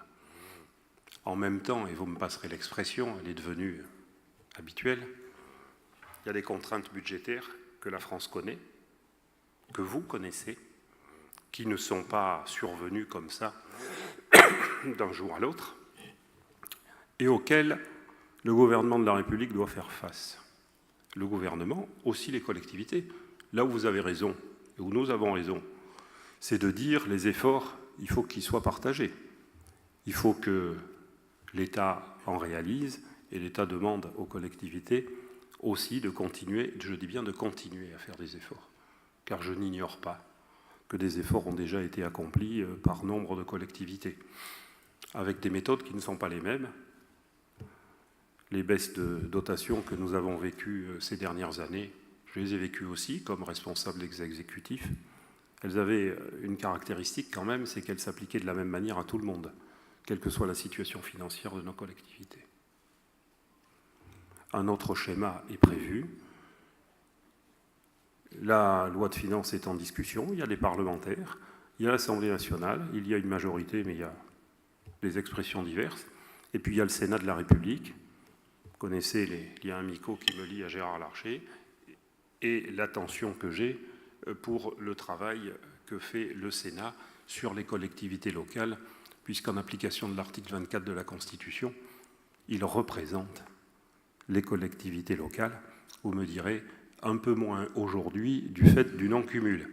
Mais là aussi, les mêmes ont œuvré. Ceci, ben oui, il n'y a jamais de mal à se faire plaisir. Je disais, vous avez fait des efforts évidents. L'année 2016 a été marquée à la fois par des recettes dynamiques, mais aussi la stabilisation de vos dépenses. Est-ce à dire que nous tous, puisque je suis encore élu local, nous ne pouvons pas faire davantage d'efforts au niveau de nos dépenses de fonctionnement? C'est plus ou moins difficile pour certains, plus ou moins facile pour d'autres. Je suis de ceux qui pensent, pour l'avoir vécu comme responsable d'exécutif, qu'il y a encore des efforts que certains peuvent réaliser, et d'autant plus quand on le fait en tenant compte de la situation de chacun. Pour ceux qui sont attachés, et nombre de vous le sont, au fonctionnement de nos communes rurales, je pense que la problématique, et en tout cas ce que propose le gouvernement, donnera de la respiration à l'immense majorité des communes de ce pays au niveau des dotations pour les 5 ans qui viennent, et ce n'est pas neutre, puisque vous êtes en contact régulier et vous aidez régulièrement ces communes. Donc ce n'est pas neutre. Ce que je veux dire par là, c'est qu'il faut voir évidemment les inquiétudes, les interrogations que vous pouvez avoir, mais aussi ce qu'il peut y avoir de positif dans les propositions qui sont faites. Il y a aussi un chantier que le gouvernement, je pense, ouvrira avec vous, celui de la fonction publique territoriale. Dire que rien ne doit changer et que tout doit être comme avant. Nous savons tous ici qui avons et qui gérons des collectivités qu'il y a peut-être un certain nombre de modernisations à réaliser. Cela, je voulais vous le dire de manière liminaire. Vous dire aussi, en ce qui concerne nos collectivités, et sur le plan institutionnel, et je pense que le Premier ministre aussi le dira fortement demain, que sur la question institutionnelle, j'ai assez entendu, d'ailleurs je l'ai dit moi-même, ces dernières années, halte au feu, le Big Bang territorial, ça suffit, laissez-nous respirer, qu'on puisse réaliser, travailler dans nos territoires, après tout ce qui a été enclenché. Pour certaines réformes en allant jusqu'au bout, pour d'autres en n'y allant pas. J'ai connu l'épisode, comme vous, de 2011 du conseiller territorial. J'ai connu ensuite d'autres réformes. Et je l'ai rappelé, la modification des cantons, du mode électoral, etc., la fusion de régions et la loi NOTRe. Il y a des points sur lesquels je pense qu'il n'y aura pas, enfin je suis de ceux qui considèrent qu'on ne doit pas revivre un Big Bang territorial. Faisons de ce quinquennat à ce niveau-là un moment de stabilité. D'autres, peut-être, prendront d'autres initiatives plus tard, mais voyons comment cela peut fonctionner et quelle est la meilleure façon pour faire fonctionner. Il y a eu un certain nombre, là aussi, d'interrogations qui ont été posées sur les fusions. Je mettrai de côté, et j'entends le président de la Seine-Saint-Denis par rapport au Grand Paris et au département dans l'Île-de-France. Il y aura une conférence nationale, une conférence des territoires sur le Grand Paris qui va s'ouvrir prochainement. Chacun pourra s'exprimer et faire des propositions pour faire évoluer le système pour les années qui viennent. Pour le reste, disons clairement les choses. Le gouvernement et le président de la République s'est exprimé très clairement là-dessus, n'entend pas imposer des fusions. Si certains départements souhaitent fusionner, le gouvernement facilitera les choses. Si ce n'est pas le cas, vous resterez tel que. Les questions de fusion métropole-département sont aussi dans certains territoires en réflexion. Je le dis aussi très fermement parce que ça a été exposé par le président de la République. Nous serons attentifs aux propositions et nous n'imposerons pas. Et cette question institutionnelle, je crois qu'il était opportun de mettre les choses à plat. Et puis la Constitution, j'allais dire encore mes chers collègues, la Constitution, elle ne reconnaît que 3 strates, ce qu'on oublie dans certaines associations d'élus un peu trop. La Constitution de la République, tant qu'elle n'est pas révisée, elle reconnaît la commune, le département et la région. Alors, ça ne veut pas dire que tout est figé. Il y aura certainement une révision constitutionnelle. Je ne sais pas si ce sera un sujet à l'ordre du jour, mais je crois que là aussi, il faut dire les choses telles qu'elles sont. Vous avez exposé, et très clairement aussi et fermement, des difficultés sur vos dépenses concernant les allocations individuelles de solidarité, les mineurs non accompagnés, le fonds d'urgence. Sans déflorer les propos du président de la République, du Premier ministre plutôt, mais le président de la République s'est exprimé là-dessus, sur les mineurs non accompagnés, en disant que l'État doit assumer ses responsabilités, et je pense que cela pourra être confirmé. Je ne sais pas encore ce que vous dira le Premier ministre demain sur les allocations individuelles de solidarité. Ce que je sais, c'est que j'ai vécu, comme conseiller général, l'évolution de ces allocations. Et puis, on entend beaucoup parler du RSA, mais dans certains de nos départements, la question de l'APA est même plus importante que celle du RSA. L'État a pris un certain nombre de décisions sous des gouvernements de sensibilités diverses. Je le rappelle aussi par devoir de mémoire à ceux qui l'auraient oublié cet après-midi. Et il s'est passé ce qui se passe souvent dans notre excellente Ve République. Je ne dis pas que ça ne se passait pas, mais ça s'est passé encore plus. C'est que les dépenses ont cru sans que l'État abonde à concurrence de la dépense et que, bien sûr, ça pèse très lourdement sur vos budgets, je le sais, ça pèse et de manière différente aussi, selon le type d'allocation et selon les départements. Et mon ami Jean-René Le Cerf est bien placé pour le savoir, compte tenu de l'héritage qu'il a trouvé en prenant la présidence de son département. Donc, c'est un vrai sujet, qui n'est pas un vrai sujet qui remonte simplement au mois de juin dernier, qui a fait l'objet aussi de beaucoup de travaux sous le gouvernement précédent. Il m'a semblé à une époque que vous étiez presque à 2 doigts de conclure. Et puis, si ma mémoire est bonne, il y a eu des différences d'appréciation sur les dates de départ à prendre en considération, ce qui veut dire aussi que ce n'est pas un sujet nouveau. Ça ne veut pas dire qu'il ne faut pas le traiter compte tenu de la situation.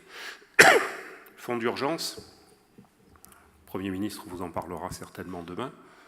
Ce n'est pas un fonds qui, par nature, est pérenne. C'est un fonds qui est revu chaque année.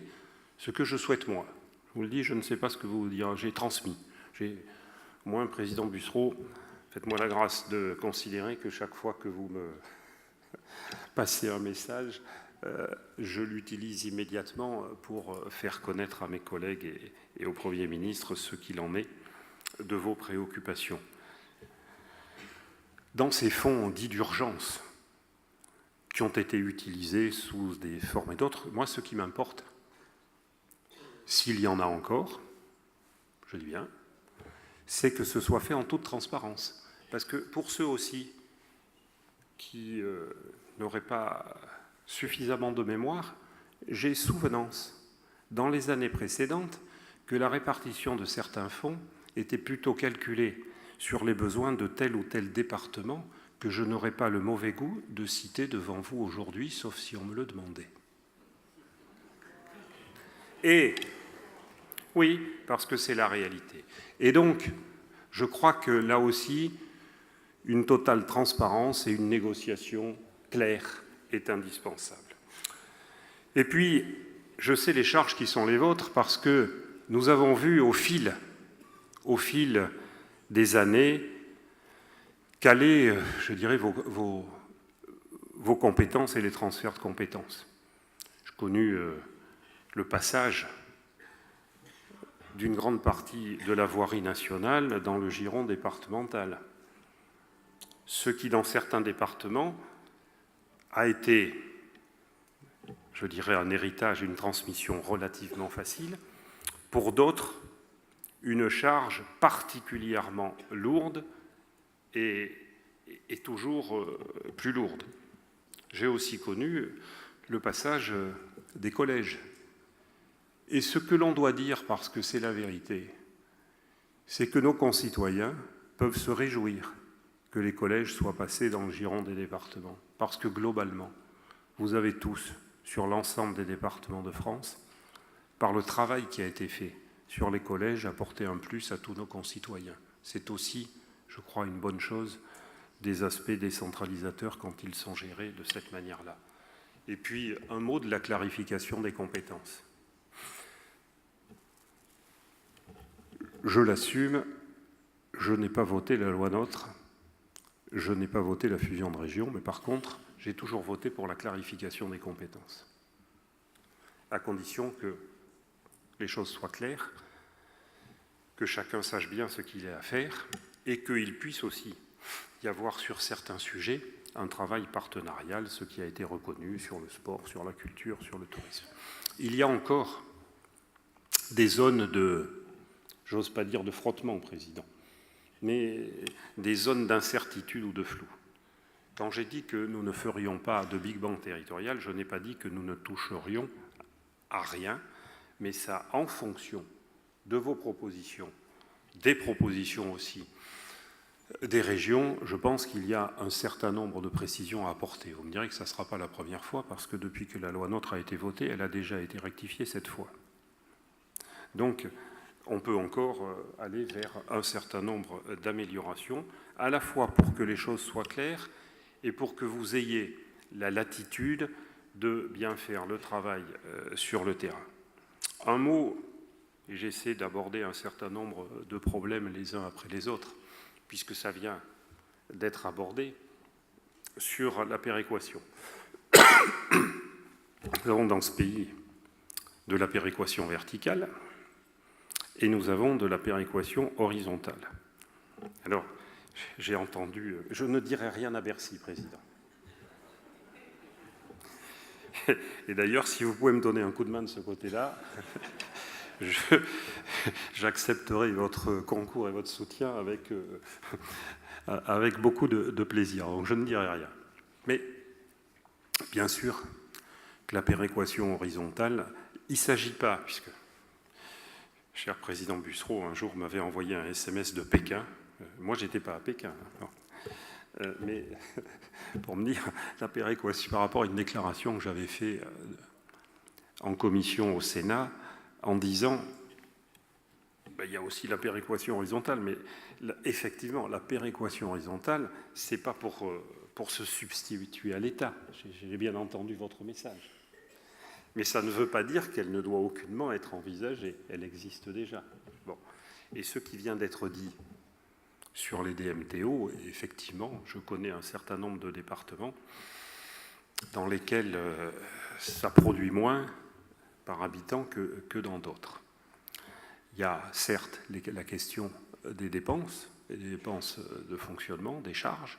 Il y a aussi la question des recettes qui, dans les années qui viennent, nécessitera aussi, je crois, nécessite déjà d'ailleurs, aurait dû le faire depuis longtemps, un dialogue soutenu entre votre association et l'État, parce que je suis de ceux qui pensent qu'il est nécessaire que nous revoyions vraiment la question de la fiscalité locale. Alors je connais les débats qui aussi amènent un certain nombre d'interrogations et d'inquiétudes sur les questions de taxes d'habitation, surtout d'ailleurs portées par d'autres associations d'élus. C'est un vrai débat, parce que là aussi, il ne faut pas entrer dans des systèmes de compensation qui se tariraient rapidement. Pour avoir lancé au Sénat deux rapports, un sur les conséquences de la suppression de la taxe professionnelle et un autre sur les conséquences de baisse des dotations, je crois connaître un peu le sujet. Ce dont nous avons besoin, c'est de repenser la fiscalité locale, en ne se disant pas on va le faire pour simplement l'année prochaine. Je crois qu'il faut se donner des échéances, et puis là je n'engage que moi et pas le gouvernement. Je pense qu'il y a des moments, et en tout cas un certain nombre de choix qui devront être faits en fonction du transfert de certaines recettes nationales, mais c'est un débat que nous devons avoir ensemble dans un esprit de dialogue. Voilà ce que je voulais vous dire par rapport à l'approche qui est la mienne. Je sais les charges qui sont les vôtres, je sais la diversité de vos situations, le caractère absolument indispensable de maintenir la strate que sont les conseils départementaux, parce qu'au niveau de la proximité, c'est encore plus indispensable. Plus la situation, la fragilité sociale, les mutations sociologiques, technologiques s'accélèrent, plus nous avons besoin de proximité. J'en suis profondément convaincu. Et avoir sur le terrain des élus départementaux en phase avec la proximité, je pense que c'est absolument nécessaire. Et je ne fais pas du tout le procès d'autres élus locaux, mais la proximité, même suite au redécoupage des cantons, la proximité des élus départementaux avec leurs concitoyens est naturellement beaucoup plus évidente que celle de nos conseillers régionaux. Nous le savons tous et nous le constatons, puisque ce sont deux élections différentes, deux méthodes de gouvernance différentes. Un mot pour vous dire au niveau de mon ministère, qui est celui de la cohésion des territoires, que je considère que la France a mal à deux côtés. Les quartiers fragiles, ce qu'on appelle les quartiers prioritaires, et plusieurs dizaines d'entre eux, avec un grand nombre en Île-de-France, souffrent particulièrement. Contrairement à ce qui a pu être dit, écrit, le gouvernement en est particulièrement conscient.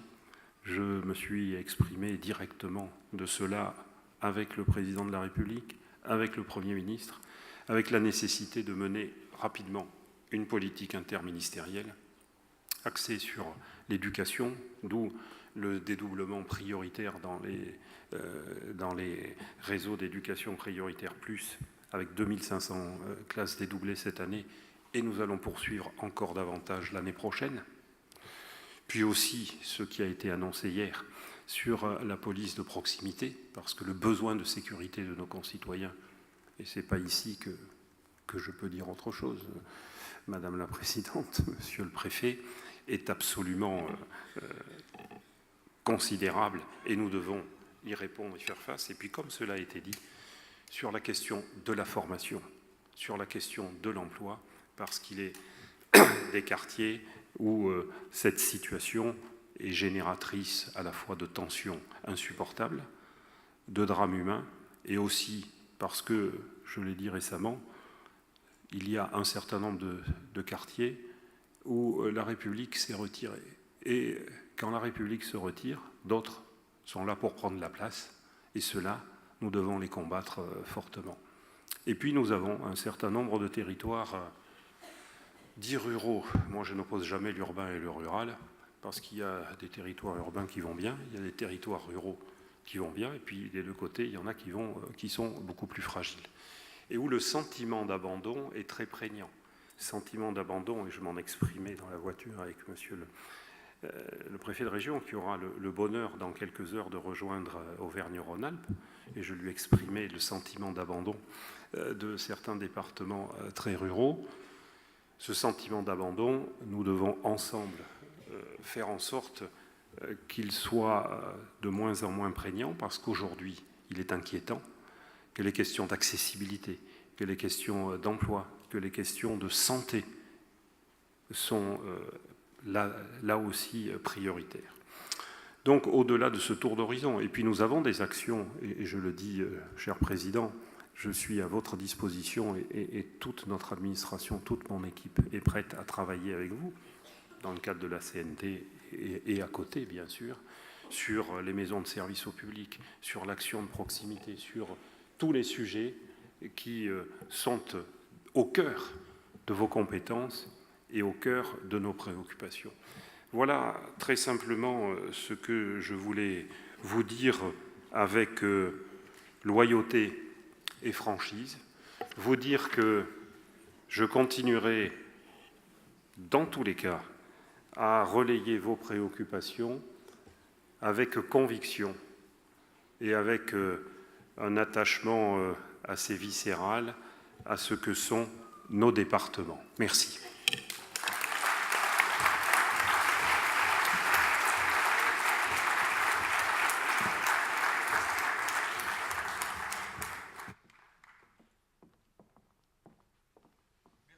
Merci, Monsieur le Ministre, d'avoir parlé sans langue de bois.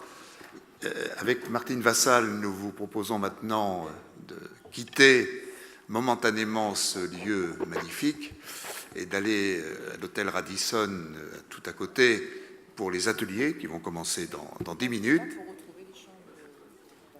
Ouais, pas pour aller se promener sur le Vieux-Port, dit Martine, hein, donc pour aller à côté à l'hôtel Radisson travailler dans les 4 ateliers. Je le rappelle à tous les collègues présidents, avec Martine Vassal, nous vous attendons autour de 18h devant ce théâtre pour une photo souvenir de famille, avant d'aller au Mucem pour 19h. Merci à Jacques Mézard de sa présence. À tout à l'heure.